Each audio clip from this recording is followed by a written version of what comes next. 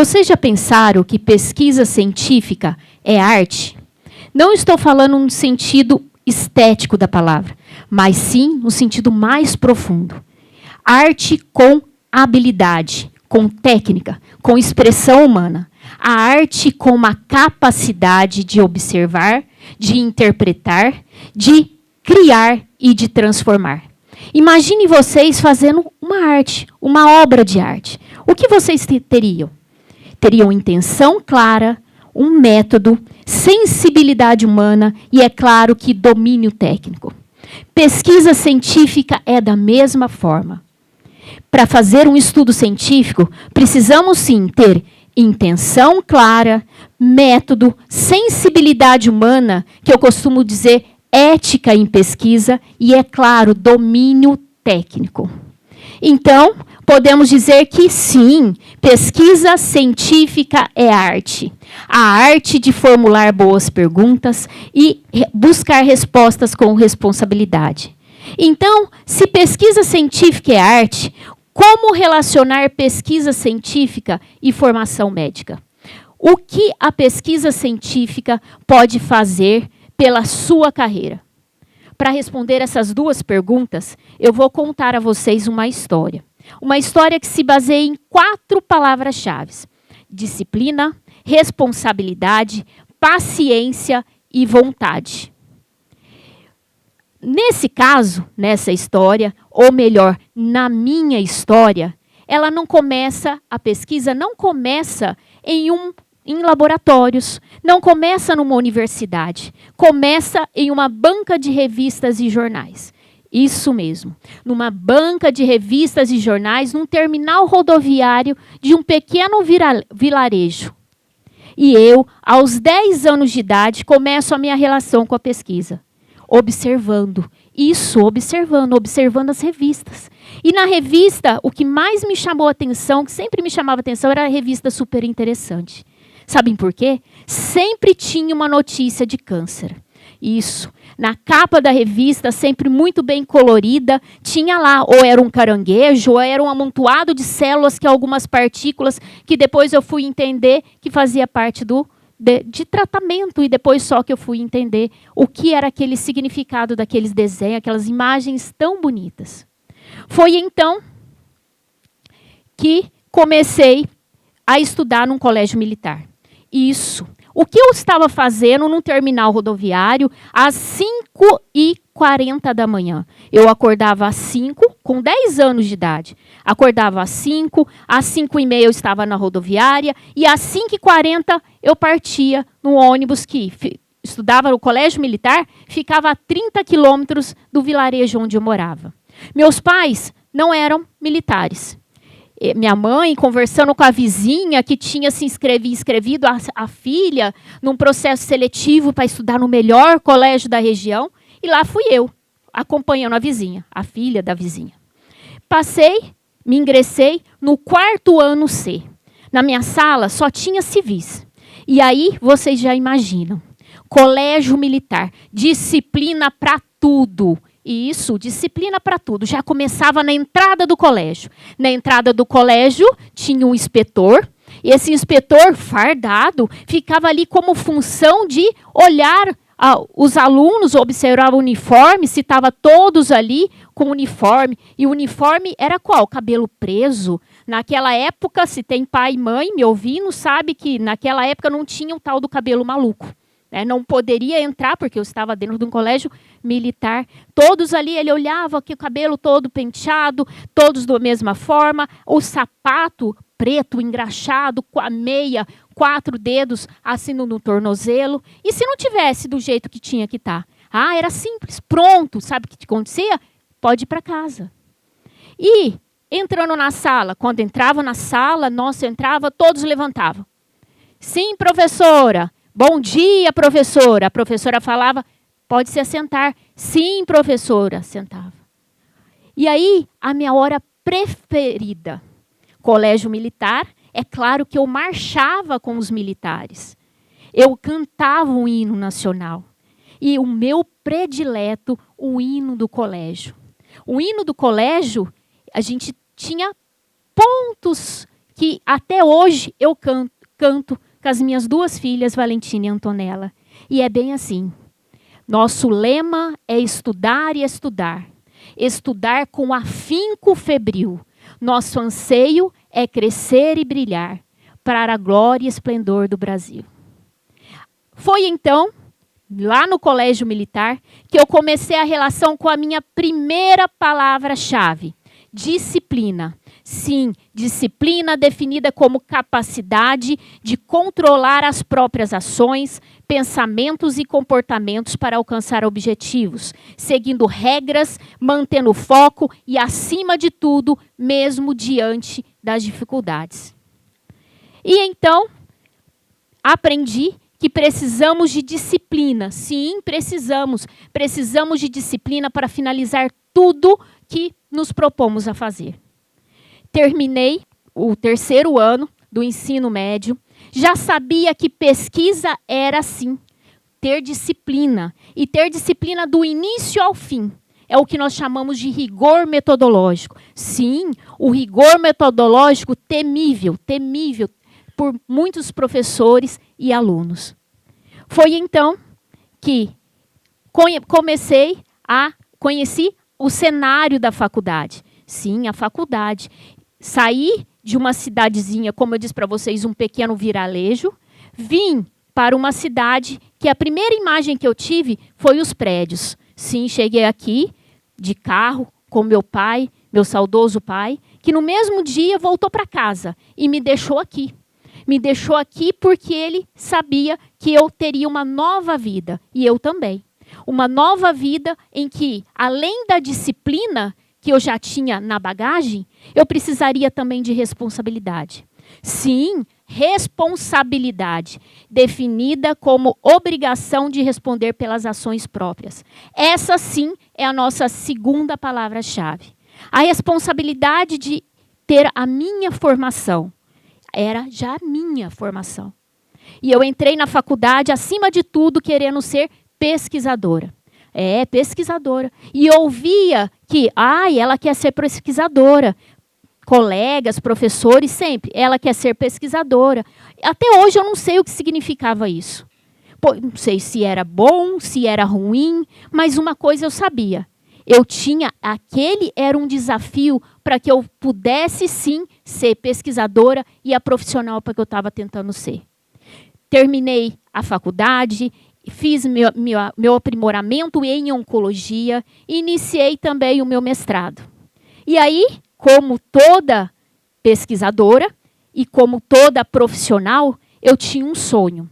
Um sonho de ser pesquisadora e ser profissional no Hospital de Câncer de Barretos. Sim, um hospital de referência internacional no tratamento oncológico. Foi fácil. Mandei o meu currículo, tinha uma vaga e eu fui trabalhar, então, na quimioterapia. Fui selecionada para trabalhar. Não era a vaga que eu gostaria. Não era como pesquisadora. Mas, acima de tudo, era no hospital de referência. Era o hospital que eu queria trabalhar. Fui selecionada e no mesmo dia que eu fui selecionada, naquele momento em que eu tinha tudo, pouco tempo depois, eu já não tinha nada. O nada no sentido que tudo mudou de repente. E como uma pesquisadora, eu teria que começar novamente. Foi então que no mesmo dia, quando eu estava voltando para Barretos, o ônibus em que eu estava no ônibus que colidiu com outro ônibus. Envolveram 62 pessoas. E eu lá desci, não me lembro muito do acidente, poucos flashes eu tenho, porque o trauma foi tanto que meu cérebro deletou. E aí eu sei, porque contaram que eu desci, fui, ajudei muitas pessoas e quando de repente eu caí. Quando eu caí, aí eu já não lembro mais nada e fui acordar. E acordar, quando eu acordei, eu estava em cadeira de rodas e eu estava careca. Isso parece trágico. Vocês que estão me ouvindo pensam, olha que trágico. Sim, é trágico, gente. É muito trágico. Eu sofri muito. Sofri Sofri, mas eu não poderia deixar, pela minha disciplina, aquele sofrimento tomar conta de mim. Eu recebi um atestado de afastamento ao trabalho. Um atestado que me dava 5 anos. 5 anos para voltar para o trabalho. Eu disse não. Eu não posso esperar 5 anos para voltar para o hospital do meu sonho, para eu voltar para ser pesquisadora, para eu voltar a estar lá dentro do meu sonho. Eu não posso. E a minha disciplina, a responsabilidade, fez com que eu fosse lá, assinasse um pedido para poder voltar. E aos 6 meses, acreditem, aos 6 meses eu retornei ao trabalho. Claro que com autorização médica. E aí, agora é o mais importante. Eu voltei para pesquisa clínica. A vaga, não tinha mais a vaga na quimioterapia. Até mesmo porque eu estava de cadeira de rodas. Eu estava dependente ainda. E aí, falou, olha, tem uma vaga na pesquisa clínica. Olha que coisa linda. Mesmo de cadeira de rodas, eu estava para realizar meu sonho. Eu estava para trabalhar como pesquisadora no hospital de referência. E assim, eu comecei o contato com a terceira palavra-chave. Paciência. Sim, paciência. Paciência de uma pesquisadora. Paciência para obedecer às regras. Pesquisa precisa de paciência. Paciência para obedecer às etapas de uma pesquisa, para obedecer às etapas dos princípios éticos, para obedecer os limites que nós temos no protocolo de pesquisa, para resolver, para pensar que resultados vão acontecer e muito diferente do que às vezes a gente espera. E o principal, paciência para começar de novo. E aí, comecei ao contato com a terceira palavra-chave, vontade. A vontade definida como característica do ser humano de querer e de escolher. A vontade, disciplina, paciência, responsabilidade. Sem dúvida nenhuma, eu estou falando para vocês de habilidades. São habilidades que nós desenvolvemos em nossa vida. Desenvolvemos para a nossa formação profissional. E cada fase, nós usamos uma dessas palavrinhas. Disciplina, responsabilidade, paciência e vontade. A história continua. E aí eu vou contar para vocês que 2 anos depois do que tinha acontecido, de eu ter voltado para o hospital, fui trabalhar na pesquisa, ainda de cadeira de rodas, eu recebi uma notícia. Eu teria que fazer uma segunda cirurgia. Sim, uma segunda cirurgia 2 anos depois de eu ter retornado. Essa cirurgia foi indicada justamente porque eu sentia muitas dores. No departamento onde eu estava, eu tentava sempre ficar de pé, porque eu estava de cadeira de rodas. Tentava ficar de pé, tentando ficar de pé, principalmente porque não era adaptado para eu poder chegar até o banheiro. E esse tentar ficar de pé, a cirurgia que tinha sido feita para eu ficar permanente numa cadeira de roda, essas minhas tentativas fizeram com que eu tivesse que repetir a cirurgia. E aí eu saí com um propósito. Eu aceitei fazer cirurgia. O cirurgião me disse assim, olha, mas nós temos uma condição, Tamara. A condição é que você vai voltar só quando você estiver recuperada. Você vai voltar só quando eu te der a permissão. E isso durou 9 meses. 9 meses eu tive que começar de novo, começar um novo tratamento. Só que antes de sair, eu tinha um propósito. Um propósito que eu, de cadeira de rodas, eu voltaria, mas eu voltaria andando. Eu voltaria caminhando. E não seria com bengala canadense, com muleta canadense, uma de cada lado. Isso seria muito fácil. Eu voltaria andando, olha, de bengala. Eu precisava de uma mão livre, pelo menos para carregar o prontuário do paciente. E assim foi feito. Eu consegui, pessoal. Eu trouxe, lembro como se fosse hoje, de entrar na porta do hospital e os meus primeiros passos com a bengala, meu coração batendo, eu cheguei lá no departamento e eles estavam todos lá para poder me receber. Todos, nossa, como você está bem? Sim, eu estava bem e tinha cumprido mais um propósito. E aí, Agora, vamos pensar um pouquinho. Pensar no sentido, né, de que nós, você, professor ou estudante, onde você se enquadra? Se no início dessa história você pensou, que chato, nossa, ela vai falar de pesquisa, ela vai falar de regras, ela vai falar de rigor, de disciplina. Então esse é o momento, gente. Vamos pensar e vamos pensar que podemos reconstruir uma nova imagem. A história continua, porque eu ainda pergunto a vocês, qual profissional você deseja ser? O que a pesquisa pode fazer pela sua carreira?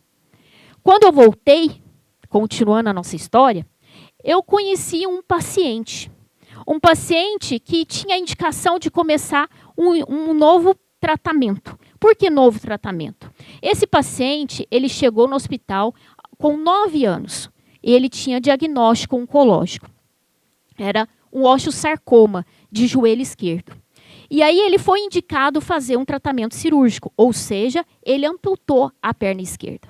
Aos 15 anos, que foi quando eu o conheci, e quando ele veio para tratamento e ser participante de pesquisa, ele estava com 15 anos e agora com um novo câncer no joelho direito. E o mais difícil foi convencer a mãe dele de fazer o tratamento, porque na cabeça dele estava certo. Eu vou ficar sem a minha outra perna e está tudo bem. E está tudo bem. No dia, né, que eu fui visitá-lo, antes de entrar no centro cirúrgico, já estava definido que ele sim faria o tratamento cirúrgico para retirada, né, para amputação da perna direita. Eu entrei, ele disse: doutora, que bom que você veio me ver. Mas olha, não se preocupe, todos estão preocupados porque eu vou ficar sem a outra perna. Tenho disciplina, vontade, e quem decidiu por fazer esse tratamento fui eu. Eu tenho paciência e eu terei paciência. Paciência de chegar onde eu tenho que chegar e caminhar, sempre. E eu tenho certeza, doutora, eu tenho certeza que daqui a pouco, depois de que eu passar por um monte de tratamento, eu vou estar sem as duas pernas, eu vou estar andando muito mais rápido que você. Eu tenho certeza que ele estava certo. E eu acho que vocês também. Uma coisa nós temos, gente. A vida é de escolhas. Nós teremos que fazer escolhas. E muitas vezes teremos que fazer escolha do inesperado, fazer aquele momento inesperado ser a melhor chance da nossa vida. A melhor chance da gente pintar a nossa obra de arte, a nossa bela arte. E aí, juntos, o paciente e eu, não só ele, mas todos eles, nós fizemos história. Fizemos história e fizemos arte. A arte de observar, a arte de interpretar, a arte de criar e a arte de transformar a realidade. Gratidão, gente.